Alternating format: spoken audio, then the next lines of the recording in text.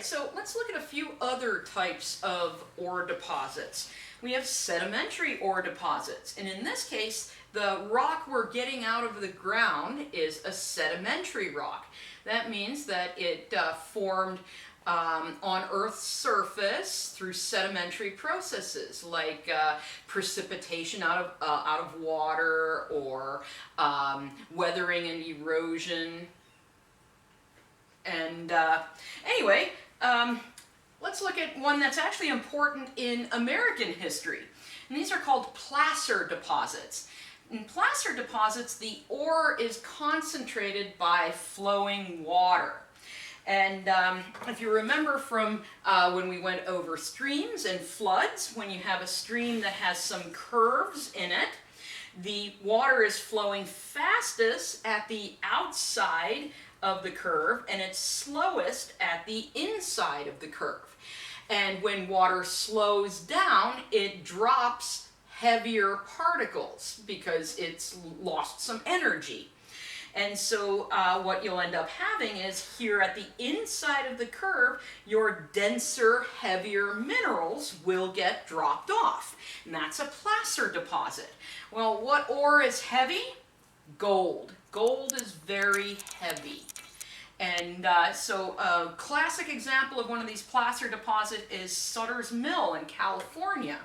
And it was discovery of gold in this creek at Sutter's Mill that kicked off the gold rush and made everyone in 1849 run off to California to make their riches.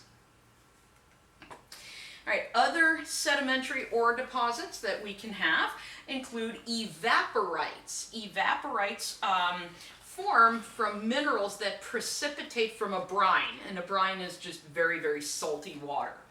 And these are usually going to form in an arid environment, a dry desert type environment, because you're going to have a lot of evaporation of water there, leaving whatever is dissolved in the water behind. The typical minerals that you get include halite, which is rock salt, right? Sodium chloride. That's the stuff we use to flavor food and do other things with. Potash, which is potassium chloride. That's an agricultural mineral. It's used in making fertilizers. And then also gypsum.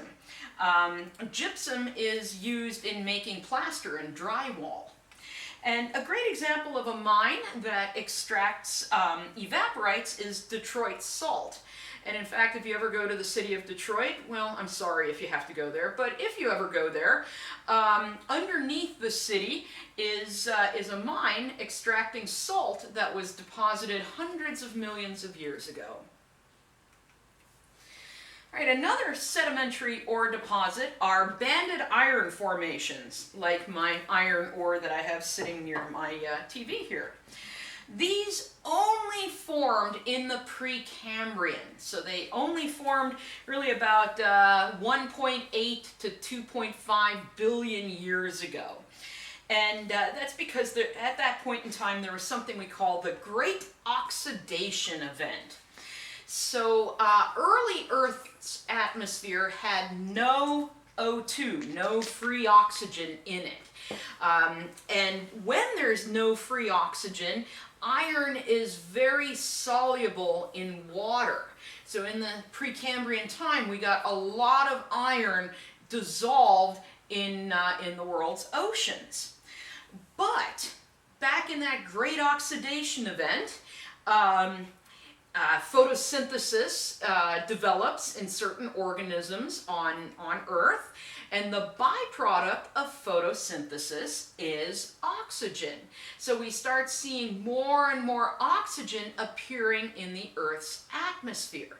And when that happens, iron loves to bond to oxygen. And so when there was no oxygen, iron was soluble and it's in the oceans. As this oxygen appears, basically the iron bonds with it, but when iron bonds with oxygen, it becomes insoluble. So as this photosynthesis was producing oxygen, the iron would bond to the oxygen molecules and precipitate to the sea floor. And when it did, it created rocks like this very nice banded iron formation we see there. Banded mainly because it has these different layers in it, and then of course iron formation because the minerals in there are iron, iron-bearing minerals, iron oxides. And so these are rocks that will never form again on Earth. At least we hope they won't, because if they form again, that means we lost oxygen in the atmosphere. So anyway, that's banded iron formations. Now there are many other sedimentary ore deposits, but I'm not going to cover those here. So let's move on to metamorphic ore deposits. In this case, the rock that we are extracting from the ground is going to be a metamorphic rock. Metamorphic rocks are altered by heat and pressure from their original rock type. And a good example of a metamorphic ore deposit is something called a skarn. And a skarn develops from what we call contact metamorphism.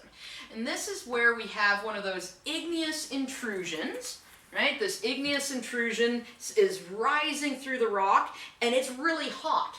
Remember, those magmas can be, over 1200 degrees Celsius. Well, that heat, I just said metamorphism comes from heat, right? The heat of that igneous intrusion is going to end up basically cooking the rock that it touches, metamorphosing the rock it touches. And that's going to be a skarn if that rock is limestone that the igneous rock is intruding. And we get things like garnets forming in skarns, some very beautiful garnets. That's the birthstone of January. But we also can get deposits of copper and zinc and silver and lead and tungsten. And a great example of one of these is Persberg, Sweden. In fact, the term skarn is kind of like a slang term for trash or garbage, because originally the miners were like, this is the trash rock, but then they discovered that there is actually enriched in many of these elements that are actually quite valuable. So that's what we're seeing here. This is my igneous intrusion, and then I have these layers of limestone and shale, And where the igneous intrusion touched the limestone, it gets turned into a rock type called marble, and we have this skarn deposit developing right in there. All right, another thing we get from metamorphism is we get asbestos minerals formed. And this forms if you get ultramafic igneous rocks metamorphosed. So ultramafic igneous rocks are things like peridotite. And asbestos, it's actually a group of minerals. It's actually 6 different minerals. And what they have in common is they're all fibrous. They're hairy. You can actually weave them into clothing and stuff if you wanted to. And one thing to remember about asbestos is not all asbestos is carcinogenic. Now, I'm not saying go and sniff all your minerals, because honestly, inhaling any kind of particulate matter is bad for you, but I did want to point out not every asbestos mineral out there is carcinogenic. And in your textbook, there's actually a little discussion of that. A nice example of a mine that extracts asbestos is at Thetford Mines in Quebec, where this is a mine where they extract asbestos, and that's what asbestos looks like. Like I said, it is fibrous, and so it can be woven into like fireproof clothing things. All right, let's talk about weathering ore deposits. When rocks sit on Earth's surface and are exposed to rain and sun and water and stuff, they're going to weather. And we can get a few ore deposits created by these surficial weathering processes. In fact, the mineral bauxite comes from weathering. Bauxite forms in laterite soils. And remember from the soils lecture, I said laterites are those tropical soils. And you get this absolutely extreme eluviation and leaching of an aluminum-rich parent rock. And so what happens in this tropical environment, you have so much rain and so much water going through the soil, it basically dissolves everything that's even slightly remotely soluble. But one thing that is not soluble at all is aluminum. And so everything else basically gets washed away and the aluminum gets left behind. And so bauxite from these tropical soils is the only aluminum ore we know how to process today, or at least we know how to economically process today. Now, a good mine example is often Western Australia, but as you can see in this diagram, this is bauxite mining worldwide. Now, some of them make sense, right? We're in the tropics, but then it's like, what the hell's going on in Russia? Russia's not the tropics, and you have to remember plate tectonics, right? Once upon a time, that was sitting more in the tropics. So those are just some very ancient bauxite deposits. All right, let's see. Last but not least, let's take a look at something called supergene enrichment. Now, this doesn't actually create an ore deposit type, but the weathering concentrates and really focuses all of the wealth, all of the economic minerals in a specific area. So it really kind of makes an ore deposit better. And in this case, we have meteoric water, and anytime you see this term meteoric water, that just means surface water.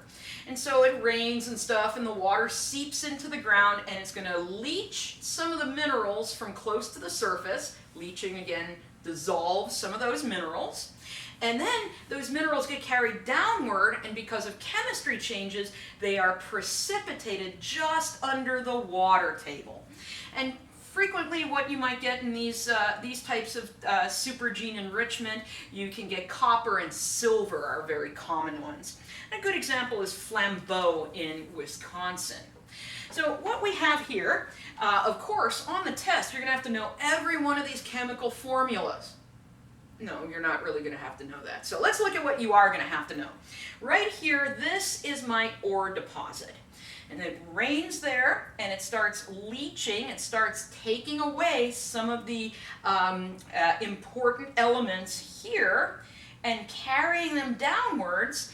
Here's our water table, and there's the enriched zone. It deposited all of those minerals right down there. So what that does is this is really, really rich ore. It really concentrated all the good stuff right there. And we see this in, this is Red Mountain Mining District in Colorado. Let me just go back one moment. This thing called the Gossan, that's usually a reddish color.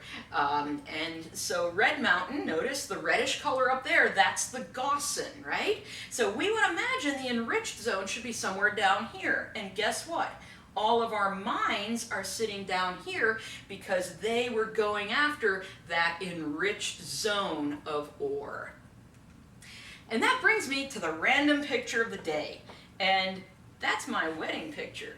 I like the fact that I'm standing a step above my husband, but I'm still shorter than him.